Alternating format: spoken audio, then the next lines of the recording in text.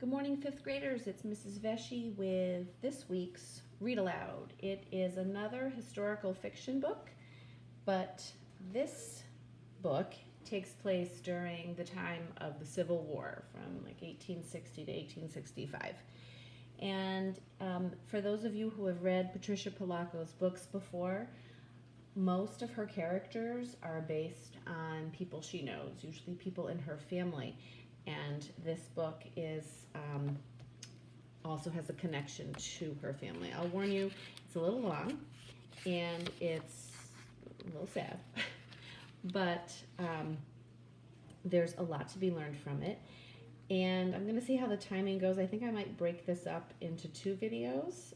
Feel free to just watch as much as you can and then take a break from it if you want. That is fine too. It is written to the memory of Pincus Alley. As you can imagine, he is one of the main characters. He was a real person back during the Civil War, and he is the Pink in Pinkins Egg. When Sheldon Russell Curtis told this story to his daughter Rosa, she kept every word in her heart and was to retell it many times over in her long lifetime. Sheldon had been injured in a fierce battle and was left for dead in a muddy, blood-soaked pasture somewhere in Georgia. He was a mere lad of 15. He lay there for 2 days, by his reckoning, only to slip into unconsciousness and fever. He was rescued from this field by another lad who had also been separated from his company. I will tell it in his own words as nearly as I can.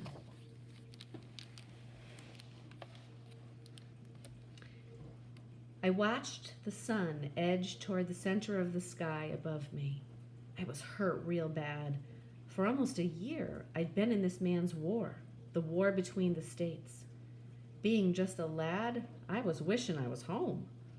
My leg burned and was angry from the lead ball that was lodged in it just above my knee.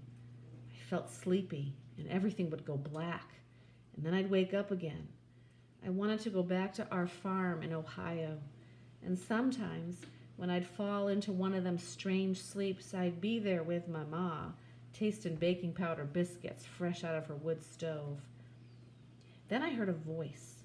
For a moment I thought I was fever dreaming, but then I felt strong hands touch my brow, splash water in my face.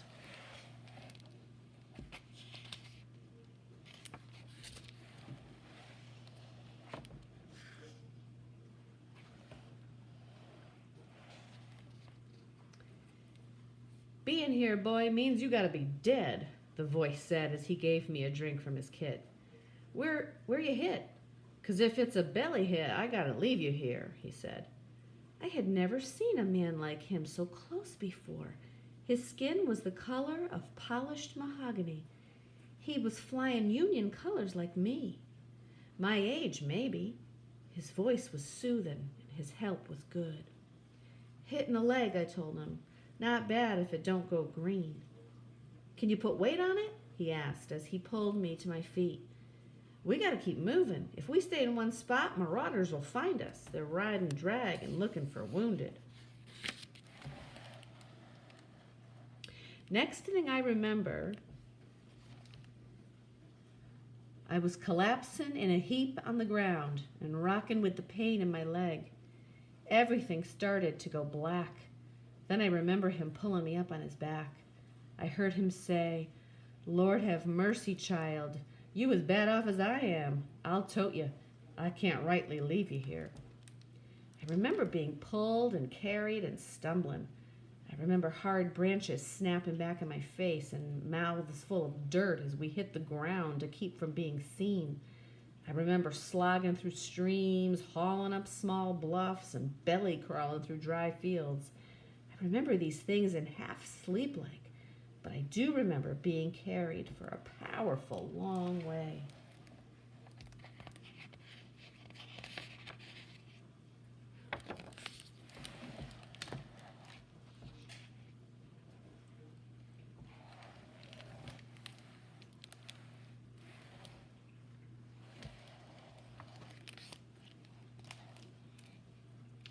Then fever must have took me good, 'cause I could feel a cool, sweet-smelling quilt next to my face.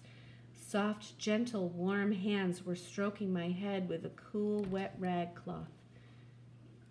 "Look at that mornin' that's comin'," a woman's voice said as she spooned out porridge into me. "Do your mama know what a beautiful baby boy she has?" "Where am I? Is this heaven?" I asked.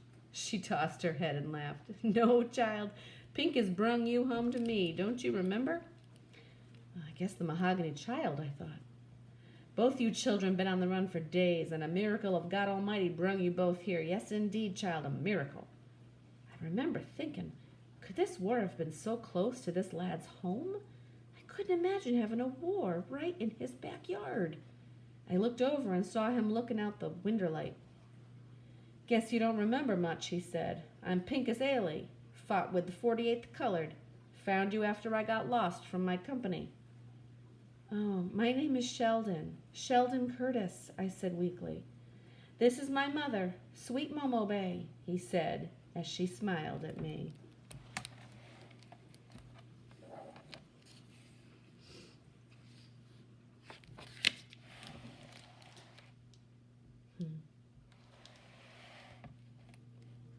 "Lord, Lord, I never thought I'd see my dear boy again," she said as she hugged him. "I've been getting along, though, Pincus. Warm things got left in the big house when the family left. Dry goods, too. The rest I've been getting from the woods. There's a freshwater spring. Still have some chickens, even got an old cow out back that still gives." "Then you have been all alone here?" Pincus asked his mother. "Where is everybody?" "Your daddy runned off to fight a month ago. All the hands and their children runned off out of harm's way. But I stayed.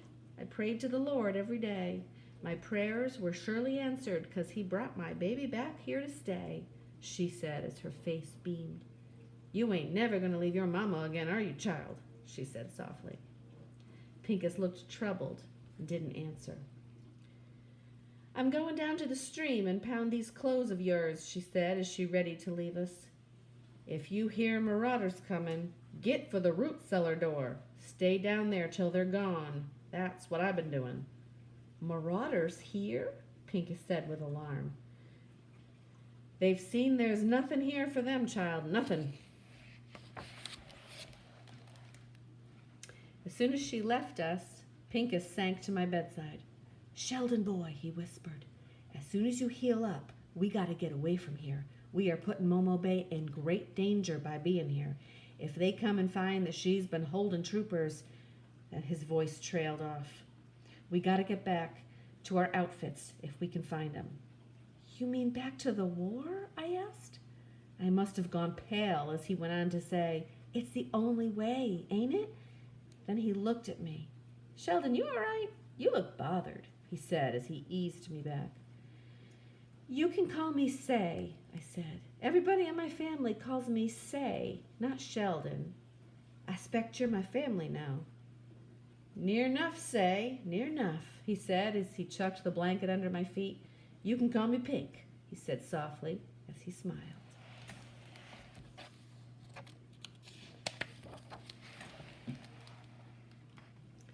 For the next week, Momo Bay fed us both up good. Raw milk and cornbread never tasted so good in all my born days. It was the first time in months my victuals didn't have any mealyworms in it. She saw to it that I tried to walk a little every day. "So that mean-looking leg don't go stiff on you and cripple up," she'd say. This place wasn't that much different from our farmhouse in Ohio. More poor, maybe, but it smelled the same. Like pine boards and good cooking. A mess of beans with salt pork, cornbread, greens, and onions. When we slept, she sat near us, stoked the fire, and watched over us. Never thought I'd feel safe enough to sleep deep again. "My mother and Kalo, my father, jumped the broom on this very spot," Pink said as he walked me on my first day outdoors. "And that there was the master's house, Master Ailey." Pink spoke quietly as he helped me along. "How come you have his last name?" I asked. "Boy, when you owned, you ain't got no name of your own. Even Kalo had to take that name."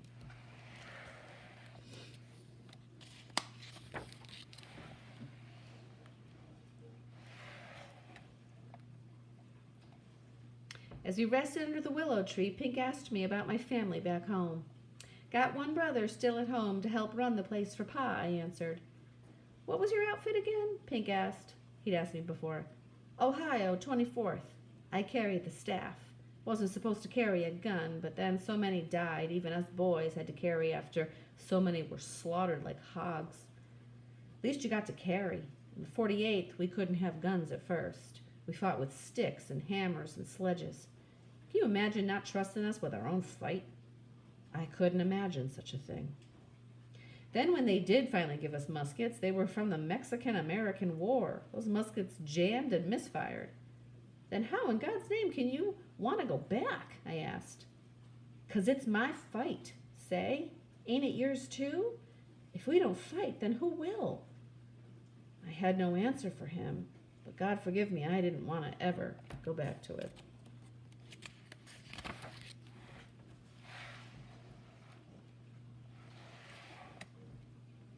After a few more days, I could walk a little steadier, but still needed help. Pink took me out by the big house and walked me through it. Weren't much left of it, really. It was mostly burned out. Master Ailey had a library full of books, right here, he said. He taught me to read, even though it was against the law. He must have been a good man, I said. More bad than good, say. Sometimes I think he just liked being read to. There was this book of poetry, say, that was this thick. Every night I'd read out loud to him from that book. I blessed this house because of all those beautiful books, but I cursed it too for what it stood for. We walked a bit further. To be born a slave is a heap of trouble, say, but after Ailey taught me to read, even though he owned my person, I knew that nobody ever could really own me. You feel hot, Pink, I said. Lord, I think you are as sick as me. Let me fetch you back to the house. I'll be fine, boy. Just a little tired, that's all. I'll be ready to fight, though. I'll be ready to fight. All right, we're going to stop here and then take a break, and then we'll have another video for the rest of the book.